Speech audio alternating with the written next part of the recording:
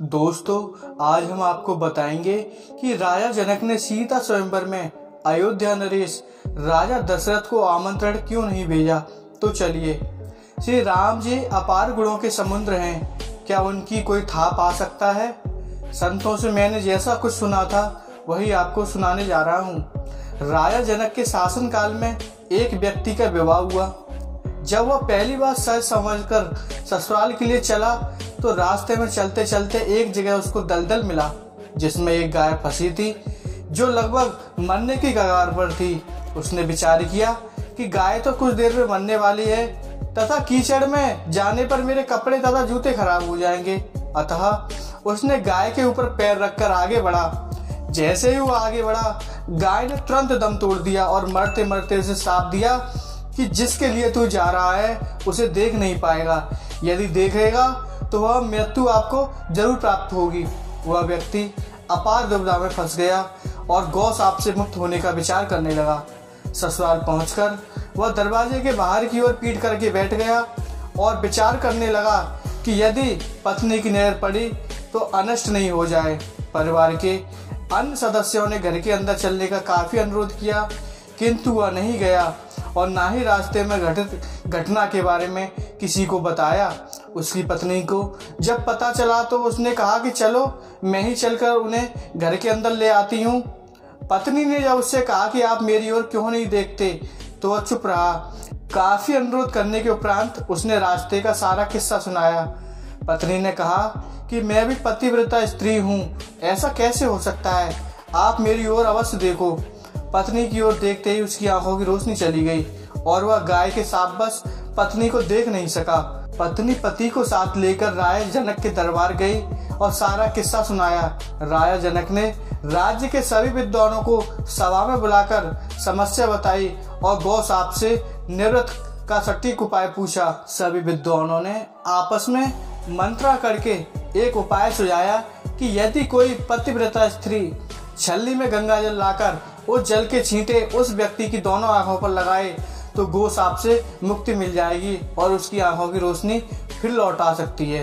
राजा ने पहले अपने महल के अंदर की रानियों सहित सभी स्त्रियों से पूछा तो राजा को सभी के पतिव्रता होने में संदेह की सूचना मिली।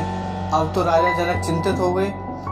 तब उन्होंने आसपास के सभी राजाओं को सूचना भेजी कि उनके राज्य में यदि कोई पतिव्रता स्त्री है तो उसे सम्मान सहित राजा जनक के दरबार में भेजा जाए। जब यह सूचना राजा दशरथ को मिली तो उन्होंने पहले अपनी सभी रानियों से पूछा। प्रत्येक रानी का यही उत्तर था कि राजमहल तो क्या, आप राज्य की किसी भी महिला, यहाँ तक कि झाड़ू लगाने वाली, जो कि उस समय अपने कार्यों के कारण सबसे निम्न श्रेणी की मानी जाती थी, उससे भी पूछेंगे तो उसे भी आप पतिव्रता पाएंगे। राजा दशरथ को उस समय अपने राज्य की महिलाओं पर काफी गर्व हुआ।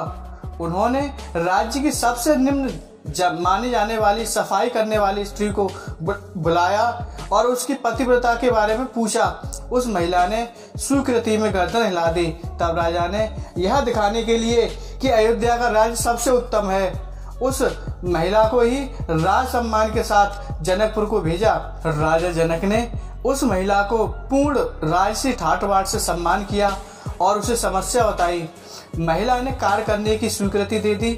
महिला छलनी लेकर गंगा किनारे गई और प्रार्थना की, हे गंगा माता, यदि मैं पूर्ण पतिव्रता हूँ तो गंगा जल की एक बूंद भी नीचे नहीं गिरनी चाहिए।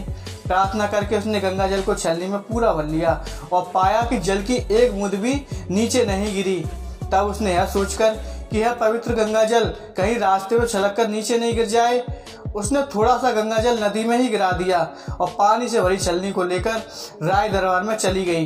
राजा और दरबार में उपस्थित सब नर नारी यह दृश्य देखकर आश्चर्यचकित रह गए तथा उस महिला को उस व्यक्ति की आंखों पर छींट मारने का अनुरोध किया। जैसे ही उसने पानी के छींटे मारे वह आदमी तुरंत ठीक हो गया। तब राजा जनक ने अयोध्या की उस महिला को पुरस्कार दिया। जब महिला ने अपने राज्य जाने को अनुमति मांगी तो राजा जनक ने अनुमति देते हुए जिज्ञासावश उस महिला से उसकी जाति के बारे में पूछा। महिला ने बताया कि वह सफाई कर्मचारी है। राजा आश्चर्यचकित रह गए।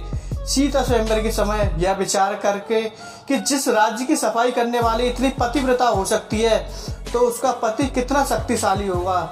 यदि राजा दशरथ ने उसी प्रकार किसी व्यक्ति को स्वयंवर में भेज दिया तो धनुष को आसानी से तोड़ सकेगा और कहीं राजकुमारी सीता किसी निम्न श्रेणी के व्यक्ति को अपना वन न चुन ले।